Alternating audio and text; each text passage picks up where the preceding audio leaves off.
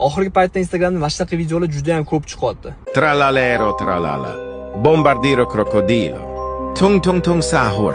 Bunaqa videolar hatto o'zbeklar ham o'zlarini versiyasida talqin qilib chiqishyapti. Keyin men qiziqdim, o'zi nima ekan bu, qayerdan keldi, nima ma'noni anglatadi desam, o'rtoqlar, ma'nosi juda ham yomon ekan. Men boshida o'yladim, bu qanaqa yosh bolalar uchun chiqadigan korotkометражный multfilm. No, aslida bu jamiyatni, odamlarni, ayniqsa yosh bolalarni ongini zaharlash uchun qilayotgan narsa ekan. Bir xillarini tarjimasini o'zingizlar shunchaki Google'da qidirib ko'ringlar. Ana tralaleo tralala bir bola degani bor, u yerda yaratganni Allohni yomonlayapti, ustidan kulyapti. Yana bittasi bor, tam Palestinada Gazada bo'layotgan urushlar haqida gapirilyapti-da. Bombardiro crocodilo.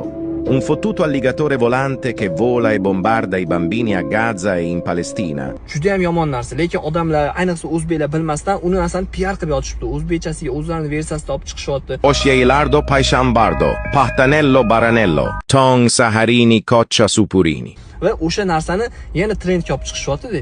Keyinchalik o'sha originallari chiqqanda qolganlar ham ko'ryapti o'sha narsani. Juda ham ehtiyot bo'lishimiz kerak bunaqa narsalarni ko'rishdan, PR qilishdan bu narsalarni. O'shaning uchun bu videoni o'rtoqlar maksimalni hammaga tarqatib qo'yinglar, ehtiyot bo'lishimiz kerak.